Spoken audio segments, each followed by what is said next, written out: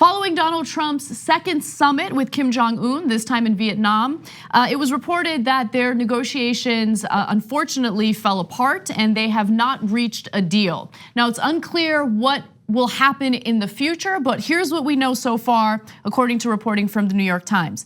Kim had offered to dismantle the North's most important nuclear facility if the United States lifted the harsh sanctions imposed on his nation, but would not commit to do the same for other elements of its weapons program. And so there are various facilities in North Korea that are currently producing these weapons. And so the United States argues, hey, if you want us to completely lift these sanctions, you have to completely denuclearize. And it appears that Kim Jong Un was unwilling to do that. Now, with that said, I want you to hear from Donald Trump, who did give a press conference on this in the early morning hours. Let's take a quick look. We spent pretty much all day with Kim Jong Un, who is, he's quite a guy and quite a character, and I think our relationship is very strong. But at this time, we had some options, and at this time we decided not to do any of the options, and we'll see where that goes. But it was a very interesting 2 days, and I think actually it was a very productive 2 days, but sometimes you have to walk. Okay, so we're gonna get to the substance of the negotiations in just a minute, or at least he is. I wanted to start off by showing you that portion of his press conference because that gives you a sense that things at least didn't end with a lot of tension and anger. That was my concern. So when the news first broke and I get the news notifications on my phone and I see that the negotiations completely fall through, I was scared that Trump, as temperamental as he is gonna leave ranting and raving, and it appears that he's not doing that. So that's good. Remember, we don't want things to become dangerous. We don't want tensions to escalate. It appears that's not happening, so that's good. Okay, so two things to look out for. One, I'm gonna defend Trump pretty decent amount in this story. So I'll get into it more as we get into the different details. I'm with Anna that, yeah, thanks God that at least things didn't literally go nuclear at the end. And both of those guys, not just Trump, but Kim Jong Un could melt down pretty quickly. They're both snowflakes. And I'm going to do a fun prediction for you guys. You know how fun that is. But it requires an additional thing that I can't control. So it's not a great prediction in that sense. I mean, all your other predictions are so good, so it sucks. You want to go ask Keith Abla how my predictions are? Okay. Okay, I mean, you might have to talk to him through his lawyer. Okay, but anyways. Fair, that's fair. Okay, so if anyone whispers in Trump's ear, like, hey, you can make an Un joke, like summit was unbelievable, he would love it, and he would definitely do it, and then do it 12 times over.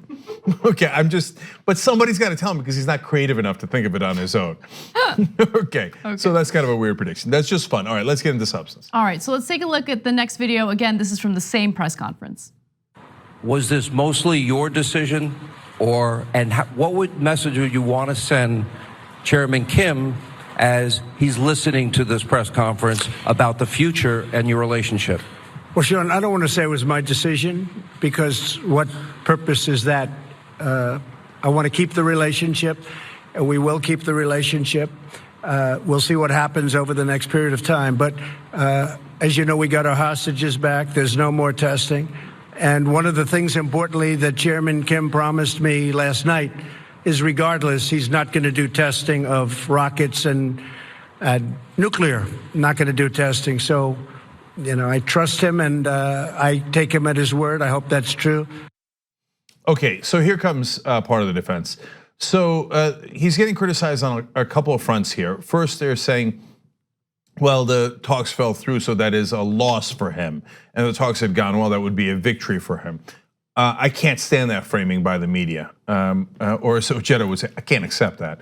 And the reason is you don't want to make it a political victory if he just gets some sort of artificial deal, because that incentivizes him to do a nonsense deal that doesn't necessarily benefit us.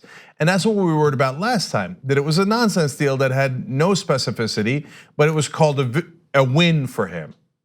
Now, don't do that, right? And if it's not a good deal, you should walk away. So I want him to get a deal, but our side was not comfortable with it. So I don't want to discourage him from talking to Kim Jong Un. I also don't want to discourage him from walking away if he has to walk away. And now the second thing he's getting criticized for there is that people are going, Sean Hannity accidentally got him to admit that it was not Trump who walked away, but perhaps Kim Jong Un. And look, the facts do seem to indicate that. Now Trump said, I don't want to say it was me who walked away. Before that question, he said about 3 different times that it was him, okay? But I don't care, that's minor, okay? We got a lot of issues with Trump, don't get into minor stuff, okay?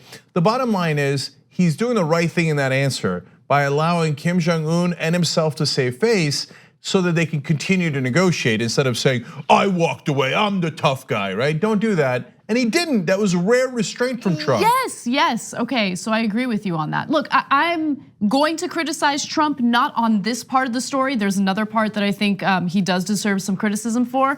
But remember, the very first summit led to us criticizing him pretty aggressively because he wanted to concede everything, like right from the get-go. And then he turned around and told the American people, you have no need to worry anymore. They're gonna denuclearize. I solved this entire problem. Obviously, I'm paraphrasing, but he put that tweet out. And that wasn't true. And I felt like there were way too many concessions right off the bat to Kim Jong Un. Now it turns out, and I don't know if it's because Mike Pompeo is playing a role here, that we didn't actually follow through with those concessions.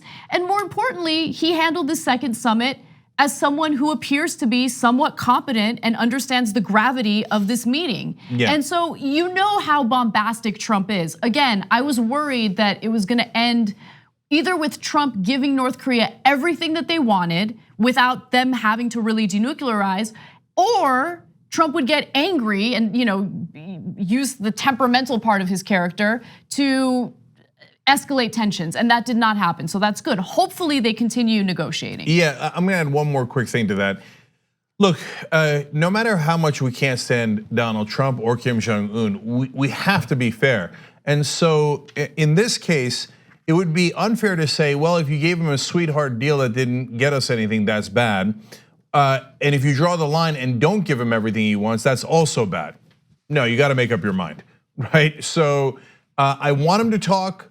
Last time it had no specifics and it was just for a political quote unquote win, which I can't stand. This time he put aside the political win to actually walk away when he thought we didn't have a good enough deal. You have to reward that. And I also want to do likewise for Kim Jong Un, who is bold to have a haircut like that, and no one gives him credit. I mean, that's a very unique haircut. I don't know almost anyone else in the world that has it, and he was willing to walk away from traditional haircuts to do that instead. Thanks for watching this free clip of the Young Turks. Don't forget to become a TYT member today. For more exclusive content, join now at tyt.com/join.